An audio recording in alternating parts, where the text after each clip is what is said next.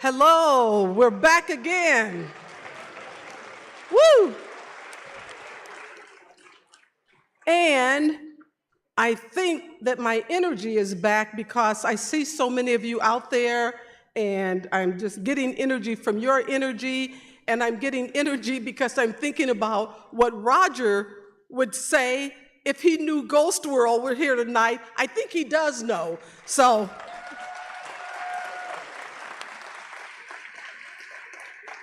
this is going to be quite a Friday night experience.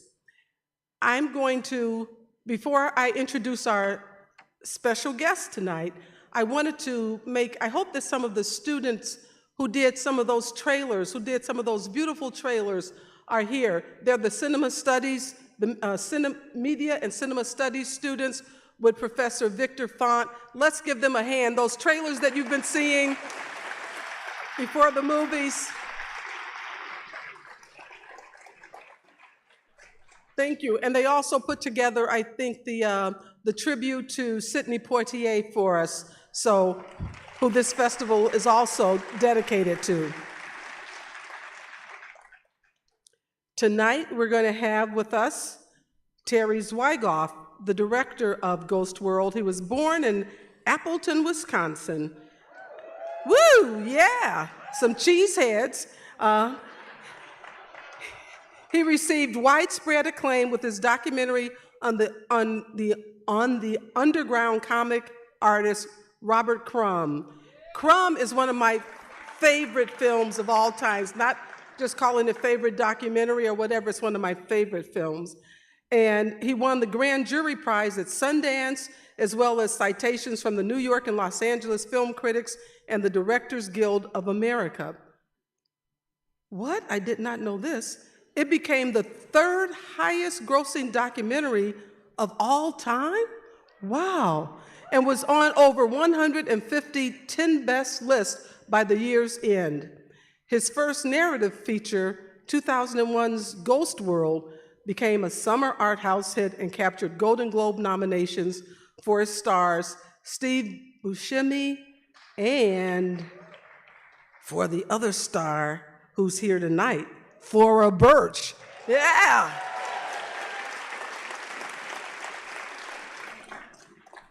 I'm going to read her introduction, then I'm going to bring them both out, and I'll just tell you a little bit.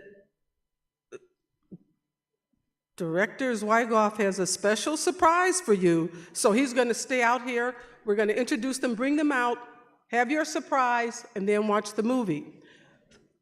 You know what? Let's bring them out one at a time. Okay, Terry Zwygoth. Thank you. Can I bring Thor out to say something quick, or? And I'm going to have him bring out Thora Birch. And Thora Birch.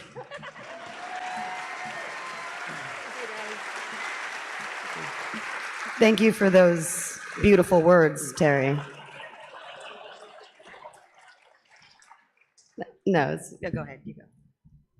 The flattering will come later at the Q&A, don't worry.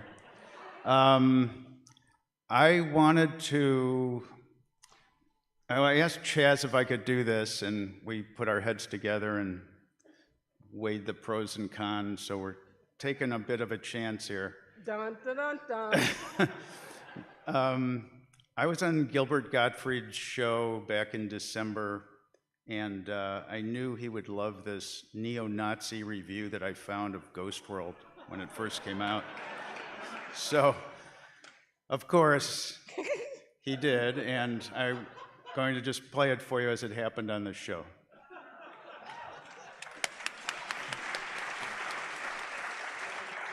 Okay, Maestro, let's let it rip. VanguardNewsNetwork.com, Ghostworld. I know it's been out for a while, but if you're ever pursuing the video store looking for a movie to rent, don't make it Ghostworld. This movie, directed by Jew, Terry Zwygoth.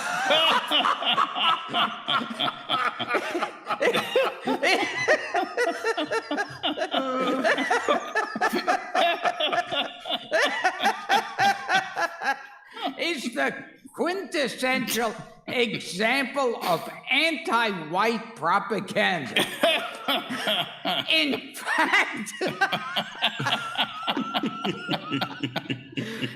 fact, when Kike Zwygoth is great before a justice of the New World Order. It is this film that prosecutors will use to sentence him to death by a crack crazy. The story. Terry The is story weeping. is about two bitter, sadistic girls who are graduating from high school. They are, of course, disgusted by America's vapid, consumer-driven society, you know, where people actually have to work to buy things that they need to survive. One of the girls, Rebecca, played by Scarlett Johansson, is a pretty white girl, although a piss-poor actress who slowly becomes something really awful. A shallow consumer. She gets a job, rents an apartment, and is even seen shopping at Crate and Barrel. Meanwhile, Enid, played by Thora Birch, a sassy, misunderstood nonconformist who just wants to create art and figure out what's wrong with the world. And of course, we're reminded several times throughout the movie, Enid's a Jew. Instead, Seymour, played by Steve Buscemi, is a pathetic 40-ish loner that collects 78 records, at first perceived as a dork. He eventually achieves godlike status with Enid, mainly because Seymour hates everyone, also a pseudo-nonconformist, and only listens to ragtime and blues artists. Eventually, 40-ish Seymour and 18-ish Enid wind up in the sack.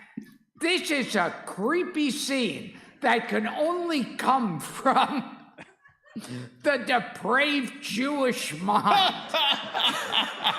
And the scene that I suspect led to countless hours of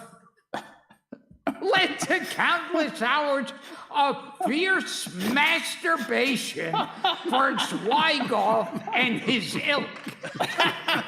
The movie ends in a confused, artsy statement about life's journeys and breaking away, attempted in true Jewish fashion, because Zwygoth, like his fellow hack Spielberg and other Israeli directors, desperately wants to communicate on an intellectual level, but can't. Wow. That is the greatest review I've ever read. I thought the same thing, but you know, it's the only review I'll ever be compared to Spielberg about. So you know, Where did that appear, Terry? Thank you, my old friend Gilbert. Thank you for dedicating this festival to his memory. It meant a lot to me. And I'd just like to say that Scarlett Johansson is half Jewish. Enjoy the film.